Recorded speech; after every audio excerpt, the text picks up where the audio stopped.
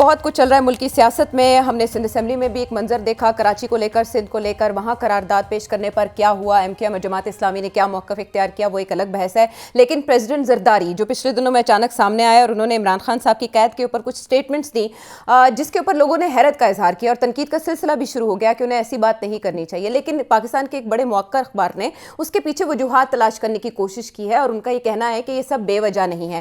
سیٹھی صاحب, 3 وجوہات اس کے پیچھے دیکھی جا رہی ہیں. ایک یہ کہ شاید وہ عمران خان صاحب کو کسی ملنے والی رعایت کی بو سونگتے ہوئے بتانا چاہ رہے ہیں کہ این آر او کے حوالے سے کوئی موو نہیں ہونی چاہیے, انہوں نے یہ میسج دیا ہے.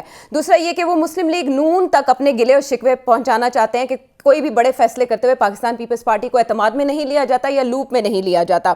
اور تیسرا بڑا انٹرسٹنگ یہ کہ شاید 2026 کے اینڈ میں, اسی سال کے آخر میں انتخاب ہو جائے. آپ کو تینوں میں سے کس میں وزن لگتا ہے؟ پہلی بات یہ ہے کہ انتخاب کا تو سوچنا بھی نہیں چاہیے کسی کو. میں نہیں سمجھتا زرداری صاحب یہ سمجھتے ہیں کہ اگلے سال کے آخر میں انتخاب ہو جائیں. نو, مجھے نظر نہیں آ رہا ہے ایسے. پہلی بات یہ ہے, اور نہ ہی زرداری صاحب کو ہوگا. میرا اپنا تجزیہ تو یہ ہے جتنی دیر یہ کھینچ سکتے ہیں کھینچیں گے. تو جب بھی الیکشن کی بات کریں گے تو پھر عمران خان اور پی ٹی آئی کا مسئلہ آ جائے گا. کیا کریں گے؟ بین کر دیں گے پی ٹی آئی کو. کیا کریں گے؟ عمران خان کو باہر نکال دیں گے. تو الیکشن وداؤٹ پی ٹی آئی جو ہے اس کو تو کوئی مانے گا نہیں.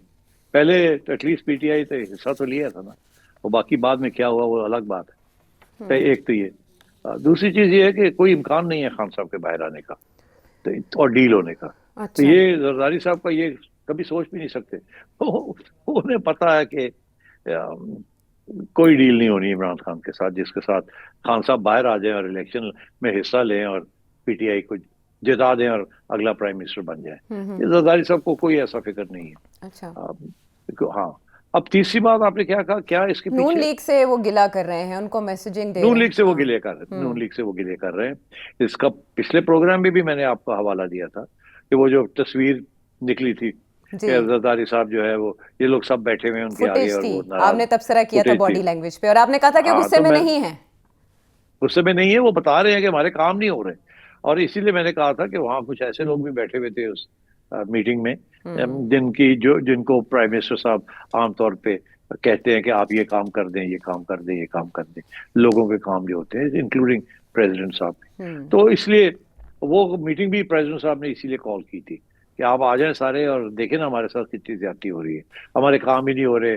پنجاب میں مریم ہمیں گھاس نہیں ڈالتی, فیڈرل گورنمنٹ ہمیں گھاس نہیں ڈالتی, ہمیں کیوں آپ نے بٹھایا ہوا یہاں, اینڈ سو آن. تو اپنے رونا دھونا تو انہوں نے کرنا ہوتا ہے نا, یہ تو سیاستدانوں کا کام ہے.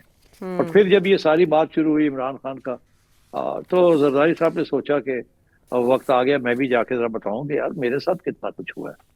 آپ لوگ تو سارے خان صاحب کی بات کر رہے ہیں, 1.5 سال 2 سال ہو گئے ان کو. میں تو پتہ نہیں کیا کتنے سال میں نے گزارے 11 سے 14 سال آتے ہیں. ہاں, وہ 14 سال کہتے ہیں, ویسے کوٹیڈ جو ہے وہ 11 سال ہے.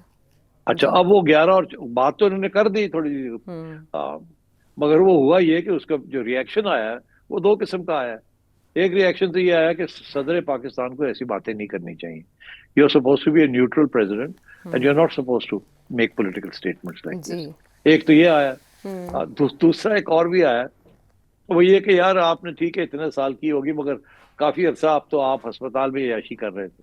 یہ بھی الزام آیا ہے نا کہ جی آپ ہسپتال میں آپ آرام سے بیٹھے ہوئے تھے, آتے جاتے تھے, لوگ آپ کو ملتے تھے, کوئی پابندیاں نہیں تھی, کچھ نہیں تھا, اور ہسپتال میں تو بڑا وی آئی پی ٹریٹمنٹ ہوتا ہے. وہ بھی لوگوں نے نکال کے ویڈیو لگانے شروع کر دیے. تو یہ جب آپ اس قسم کی بات کرتے ہیں تو پھر ریئیکشن تو آتا ہے, اور جن کو آپ نے کھڑکایا ہوتا ہے وہ پھر آپ کو واپس کھڑکاتے ہیں. تو میرا خیال ہے زرداری صاحب کو یہ زیب نہیں دیتا تھا کہ یہ اس قسم کے جا کے بیان کریں, مگر پھر بھی میرا خیال ہے کہ وہ سیاسی آدمی ہیں. انہوں نے دیکھا ہوگا کہ ٹھیک ہے ریئیکشن تو آئے گا مگر میں نے بھی اپنی کنسٹیٹوئنسی جو ہے اس کو پکا کرنا ہے. تو انہوں نے سوچا کہ اٹس امپورٹنٹ کہ I establish my leadership and also میں کوئی تکڑی بات کروں. تو I think that was also part of the message. Sethi صاحب, زرداری صاحب کو آپ نے کہا کہ وہ نان پولیٹیکل, یعنی ان کا عہدہ متقاضی نہیں ہے کہ وہ کسی ایک طرف کی بات کریں, مگر جنوبی پنجاب کا وزٹ اور ابھی حال ہی میں اطلاعات ہیں کہ انہوں نے وزیر داخلہ محسن نقوی صاحب سے بھی ملاقات کی ہے, پھر بلاول بھٹو زرداری صاحب کی زیر صدارت ایک اجلاس بھی ہوا ہے. کیا دال میں کچھ کالا نہیں ہے؟ یہ سب معمول کی باتیں ہیں. ہاں دیکھیے نا, सियासतदान अपनी कंस्टिट्यूंसीज को विजिट करते हैं, वहां जाके लोगों से मिलते हैं, वहां जाके अपना प्रेजेंस एस्टेब्लिश करते हैं। अच्छा। मैं नहीं समझता इसके पीछे कोई लंबी चौड़ी सोच है। और ये कि जी आप कह रही हैं कि जी अगले साल, इसका मतलब 2 साल के बाद इलेक्शन की तैयारी अब से हो रही है।